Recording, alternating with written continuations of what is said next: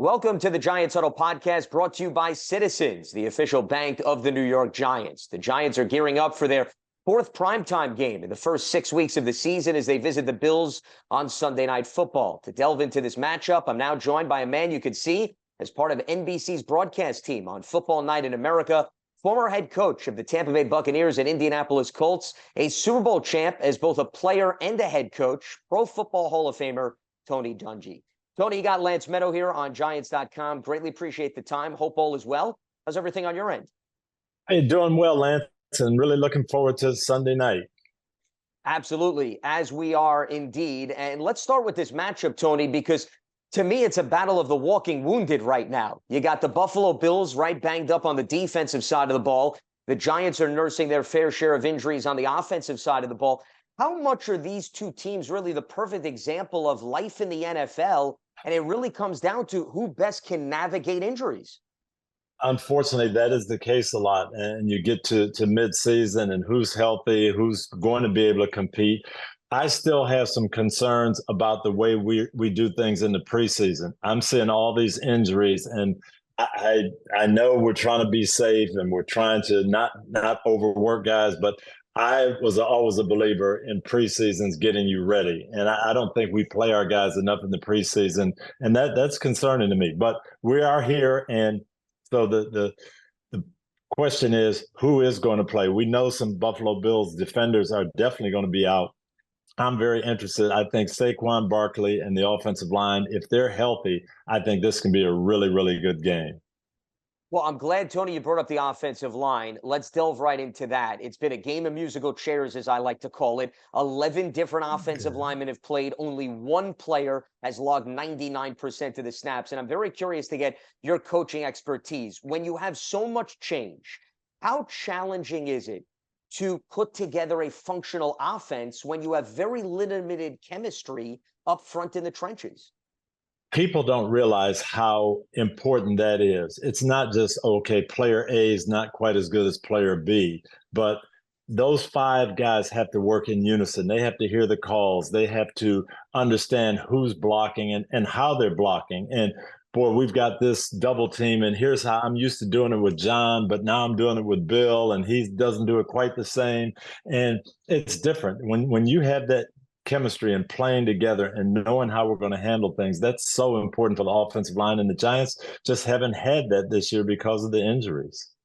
And as a result of that, the Giants have surrendered 30 sacks. That's the most in the NFL. They get a Buffalo team, Tony, that has 21 sacks, which leads the NFL. So they're really on opposite ends of the spectrum. Now, you're a defensive-minded coach.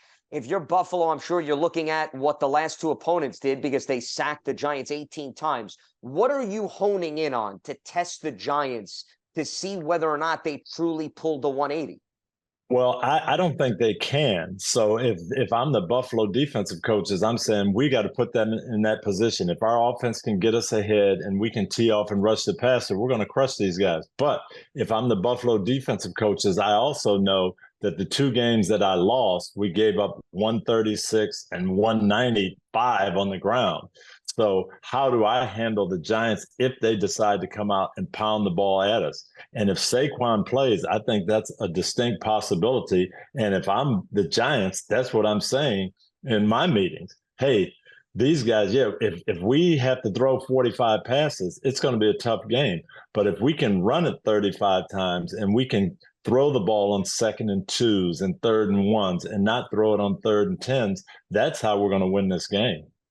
Yeah, because when you play from behind and you're in those passing situations, you're essentially predictable to the opposition. Now, you referenced Saquon being out of the lineup. How much do you think that's impacted, Tony, the way that defenses view the Giants? Meaning you have Daniel Jones and Saquon out there. You've got to account for both of them as runners. When you eliminate one from the equation, what does that do in the mind of the defensive coordinator?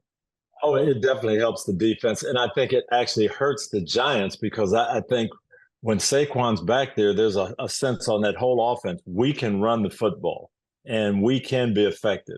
Now, I know the other guys are good, but it just seems like their mentality has been throw first in the weeks that Saquon hasn't played. And I think even if he doesn't play, they've got to get back to, you know what, we can run the ball on the Bills, and that's what we have to do if we're going to win this game.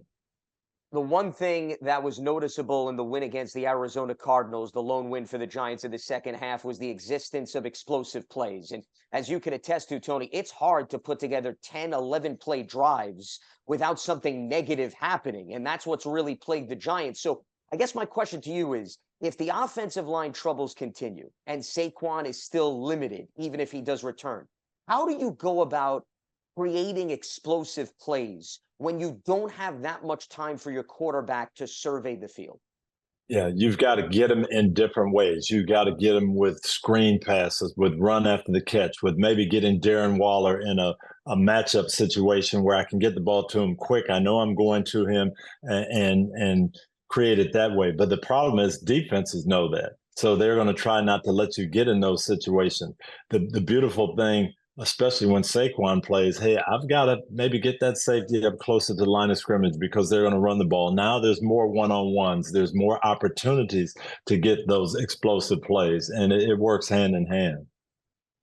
Speaking of the weaponry for the Giants, if you look at the narrative this offseason, they went out and their goal was we're going to surround Daniel Jones with a lot of attractive toys, as I like to call it. You brought up Darren Waller. They draft Jalen Hyatt. Wan'Dale Robinson comes back from injury.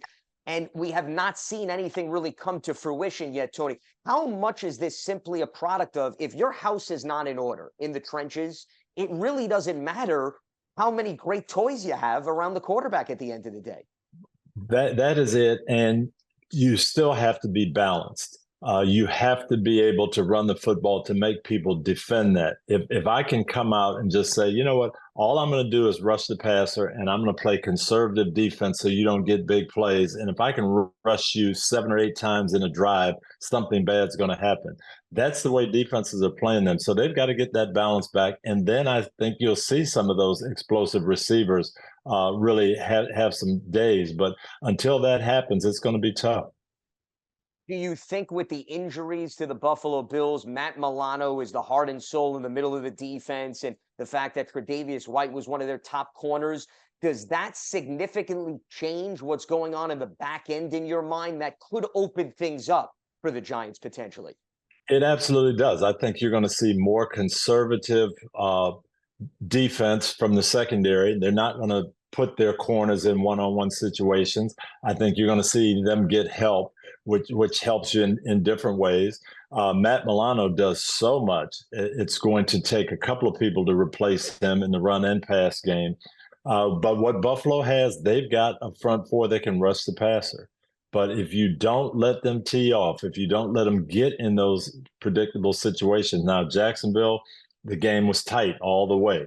Buffalo wasn't way ahead where they had to throw. And they were able to run the ball effectively and keep them off balance. And that's what you need. So it works both ways. You know, your defense has to hold you in the game a little bit. And then offensively, you've got to be balanced. And on top of that, it goes back to your point. They were able to run the ball well with Travis Etienne. Yes. They had a few explosive plays, and they put the Bills in a precarious spot where they had to play from behind because, Tony, I'm looking at the Bills' dynamics, and I'm saying also the timing, not ideal for the Giants. Von Miller just returned. I know he didn't play a boatload of snaps, but I'm sure the onus now, if you're Sean McDermott, right, is more on can the pass rush help cover up some of the issues on the back end? Absolutely. And Buffalo is kind of built like my old Colts teams were. We had really explosive offense. We got ahead early, and then we had guys who could rush the passer. Well, Robert Mathis and Dwight Freeney and those type of guys can be very, very effective if you're trying to catch up and play passing game. Where it gets dicey when you've got that type of team is if the game is tight and it's back and forth and the other team controls the time of possession. And that's how people tried to play us.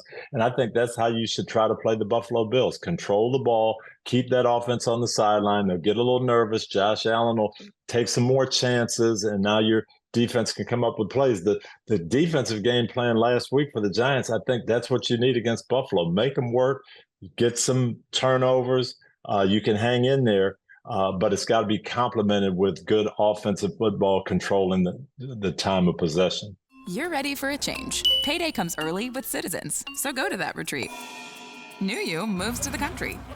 Now you're raising goats and launching a lifestyle brand. Are you ready for all that life brings? Giants fans, I just watched this great new series with Eli Manning, Champion the Journey, presented by Citizens. Eli talks with Tracy Wolfson about life after the Giants and everything he's worked on now, like broadcasting and his business endeavors. You can check out the series now at citizensbank.com/champion the journey. Tony, I want to piggyback off of your last point because the Giants had no takeaways in the first 4 games. They did get 3, to your point, against the Dolphins, but aside from Jason Pinnock getting that 102-yard return, the offense did not capitalize on the takeaways. So how much does it truly come back to? There are 2 things. Time of possession they won and takeaways. But in the NFL, it seems that's half the battle. It's all about what you do with time of possession and what you do with the takeaways. And that seems to be right now a big stumbling block for the Giants at this stage.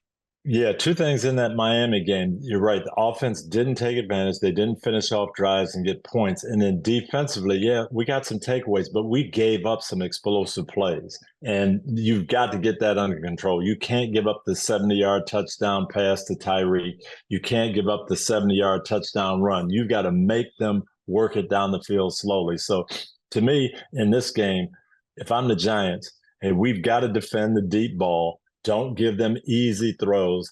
And we'll have some guys up front that can take advantage. And if we make Josh Allen make 8 throws on a drive, one of our pass rushers is going to get there and be a factor. Our coverage guys will get a tip ball. We just can't give them the 2-play, 3-play touchdown drive. And we saw last season, Josh Allen was prone for turnovers in the red zone. That's something that obviously he's cleaned up a little bit better this season. So it's perhaps an area that the Giants could capitalize on. Speaking of evaluating quarterback play, it goes back to what you and I were just talking about, Tony, and the play of the offensive line and Daniel Jones trying to circumvent that. As a coach, how do you go about evaluating Daniel Jones's play thus far when the conditions have not been ideal? When you look at it, and if you look at it from my point of view as a broadcaster, yeah, Daniel Jones doesn't have great stats, and he's at the bottom of the league in this category and that category. But when you look at last year, when they were effective, it was all the way around. It's a group effort. The offense is playing well. The defense is playing well. They're balanced. And that's when Daniel Jones is going to be great. But if you're saying, okay, Daniel, we're going to give you the ball and you be Patrick Mahomes and you go out there and win the game, he's not going to do that. But if you build around him, play to his strengths, and if everybody's functioning, he's going to play winning football for you. And that's what they've got to get back to. Unfortunately, because of the injuries, they haven't had that very much this year. And unfortunately, he's now dealing with his own injury, right, as he suffered that neck injury. And Tony, I want to bring his past into play here because 2021, if you recall, he suffered a neck injury. He missed the final 6 games. I'm curious, you've been around your fair share of players, and I know Peyton Manning got hurt after you had left Indianapolis, but we know the neck in the quarterback, the neck with really any player is not something you ever want to mess around with. What are the conversations you're having with the medical people, and who's dictating whether or not Daniel Jones could realistically play this week? It absolutely is the medical people, number one. Daniel may say, hey, I'm just hurting so much and I just don't feel I can function. That's one thing. But most of the time, the player says, Coach, I can do it. I'm okay. Let me go. So you really have to rely on the medical people. Number one, how effective can he be? And number two, is he at more risk now? And if the medical people say, yes, he can't get away from things, or yes, if he gets hit this way, it could be a long-term problem, then you shut it down. But if they say, no, he can go out there and function, he's at no greater risk, and the player says, I'm ready to go, then you're going to lean that way as a coach. We're talking with Pro Football Hall of Famer Tony Dungy here on the Giants Huddle podcast. You can see him on Football Night in America, Sunday Night Football, the Giants and the Bills. I take into consideration the fact that we were talking about 30 sacks, and it's hard to believe, Tony, even if he's ready to go, that he's going to avoid hits against the Buffalo Bills. So how much do you have to take that into consideration, that even if he's not prone to re-injuring himself and he's okay and he gets the medical check marks, that you got to wonder, can the offensive line hold up to not expose him to some of these further hits? And again, it's going to be the balance. I can promise you, if they don't run the ball well, if they get in a lot of third and longs, if they get behind, it doesn't matter who the quarterback is back there. The offense, they're not going to hold up against the Bills because that's what the Bills do. We had Dallas and San Francisco last week, and Dallas's defense was putting everybody away. And you guys saw the Dallas defense early on. Well, now all of a sudden against the 49ers, they're not ahead. 49ers are running the ball, and that Dallas pass rush can't just tee off. It's a completely different game now. But that game, these great defenses and these great pass rushers, it's hard to neutralize them unless you do it intentionally and you can stay ahead of the chains in the game. And if you do that, you have a chance. But that, to me, is the Giants' opportunity. And the matchup can be okay as long as they don't get behind early and if they can stay balanced and have some semblance of an effective running game. And I'm with you. That's the biggest challenge. You look at the numbers, they have not scored an offensive touchdown in the first half, Tony. The only score has come from the defense, as I referenced earlier, from Jason Pinnock. It's amazing. Yeah. No, it's hard to believe that the offense was so effective last year, but I really believe they can get that back if they get some continuity and get all their players together. The other statistic that I want to bring up, and I'm curious your perspective, the Giants are 1-14 with a minus 175 point differential in primetime games since the start of 2019. I know it's almost chuckling worthy. Now, there have been multiple coaches during that tenure. There's been multiple players that have come and gone. When you see a number like that, Tony, is that product of routine being disrupted because of night games? If there's anything that you could attribute to, why is that? No, what that is in primetime games, you're playing good opponents. You aren't playing junk teams on national television. So what that says to me is the Giants have not matched up really well against the upper echelon teams. And that's what they've got to get going. They're playing Buffalo. They're not playing Arizona on a primetime game, and that's the difference. No, you bring up an excellent point. I always say the caliber of the competition, Tony. That's what you're hitting on. Yeah. It's not to take anything away from a win or a loss. Wins are hard to get in the NFL, but you have to look at who you're playing. And speaking of who you're playing, I want to bring your personal experience into the equation here because a big storyline is Brian Daboll's returning to his old stomping ground, where he was the offensive coordinator from 2018 to 21. And you returned to Tampa in your second season when you were the Colts head coach. One of the most historical comebacks in NFL history, Tony. I want to give you your due in terms of coming back from 21 points down with 4 minutes to go in the fourth quarter. But I want to go back to what the week was like for you. I know it was different in terms of Brian Daboll leaving Buffalo compared to you leaving Tampa. But how did you navigate that? How did you make it not bigger than it needed to be to get in the way of the task at hand? You try to do that, but I promise you it is big. It is the elephant in the room. And I did all week leading up to that game. Oh, it's just another game, but it wasn't. and it's not going to be for Brian. He's got all of these fans and he's got all the memories of Buffalo. But I will say this. I do think it gives the Giants a little advantage. I always felt we played Tampa twice when I was in Indy, and I felt we had an advantage because I could tell Peyton some things about that defense. The defense wasn't going to change. They're a great defense. Okay, here's what they do. Here's some things that can bother them. Peyton, if you hear this on the field, it means this. If you hear this code word, it means that. So we had some ideas. And then the same thing, offensively, Brian is going to be able to tell the defensive coaches, he's going to be able to tell Wink, here's some things that bothers Josh Allen. Here's some things that I would do against this offense. Here's some things that gave us problems in the past. So they've got the best situation there. Whether they can execute it, I don't know, but they'll have some advantages. Tony, how much did that come into play when you went to Tampa and left Minnesota? Because you were actually within the same division in the NFC Central. Did that also come into play in terms of what Dennis Green ran while you were there?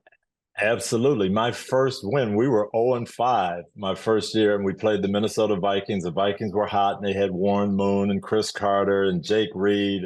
And we won the game because I knew a lot of things about that offense and I knew things about the defense. We scored 2 touchdown passes in that game on plays that I gave our offensive coordinators. This will hurt them in the red zone. They're going to play this coverage. Here's something that we never could stop. And we scored twice on plays that we put in. So there are some things that coach leaving has an advantage because you're leaving a good team. And that team is not going to change. The Buffalo Bills are going, hey, Brian knows what we do, but we're not going to change what we do because he knows this is who we are. And so I think you can be very predictable and know that you're going to. Now, can you execute it? That's another story. Hey, Giants fans, Citizens is presenting a new video series, Champion the Journey, where Eli Manning talks with Tracy Wolfson about how his elite quarterbacking skills helped make him ready to succeed in his post-football career. Watch the series now at citizensbank.com/champion the journey. Citizens, the official bank of the Giants. You love turf. You're good at it. So you start a turf biz. Business grows, your savings grow. Become the most celebrated name in turf. Are you ready for all that life brings?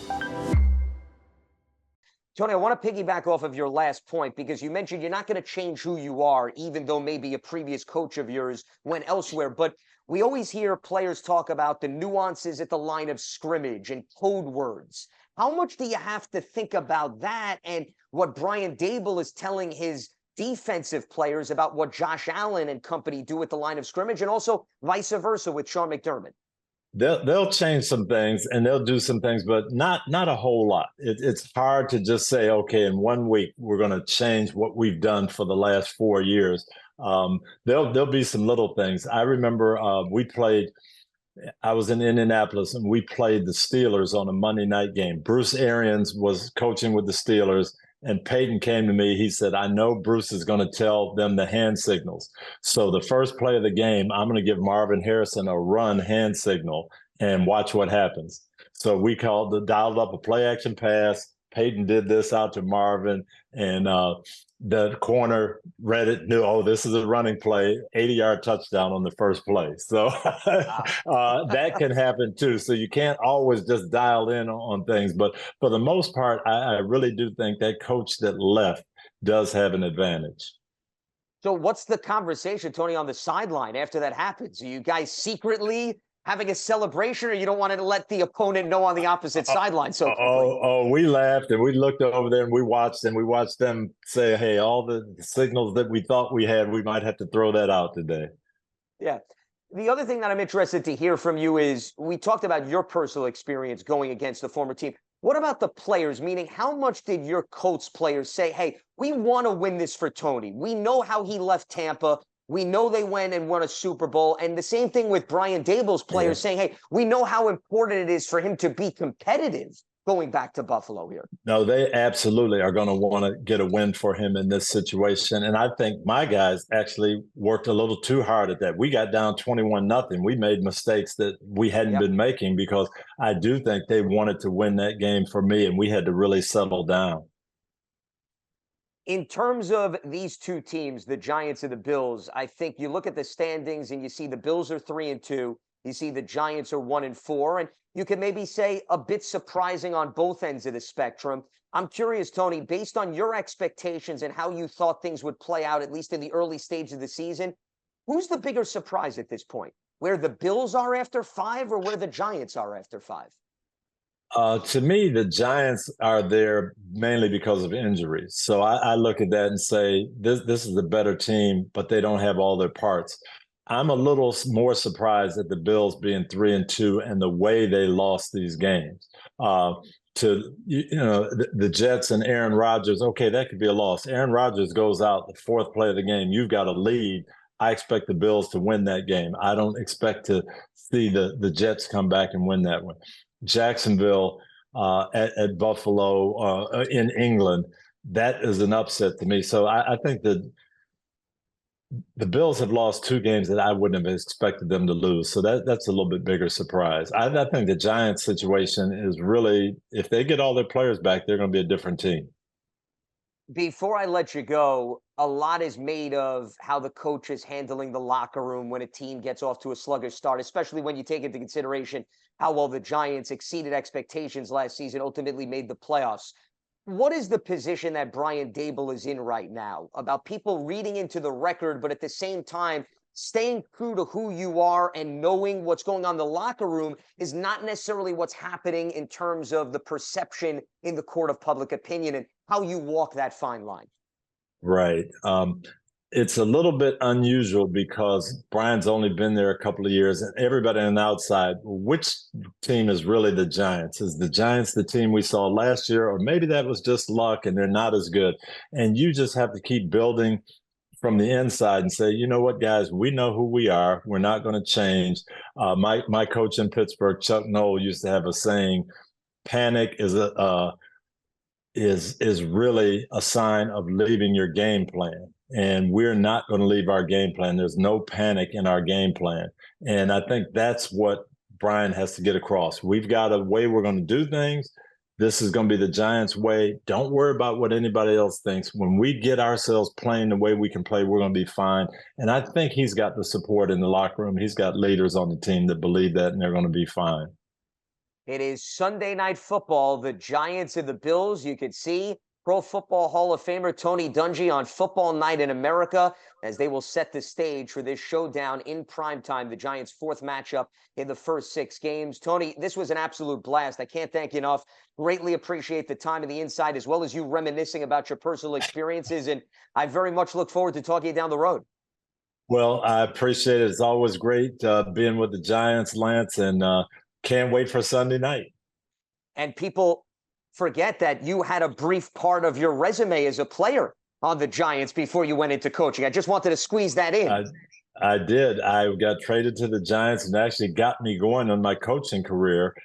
Ray Perkins was the head coach, and they let me go. But he said, I really think you ought to investigate coaching. You have a good communication base. You love the game. It's something you ought to look into. And he kind of helped me take that start into coaching. So I do have an affinity for the Giants. Chuck Noll, Bill Walsh, you went into coaching. The rest is history. Certainly not a bad decision on your part. Tony Dungy with us here on the latest edition of the Giants Huddle podcast, which you can catch on Giants.com, the mobile app, and your favorite podcast platform.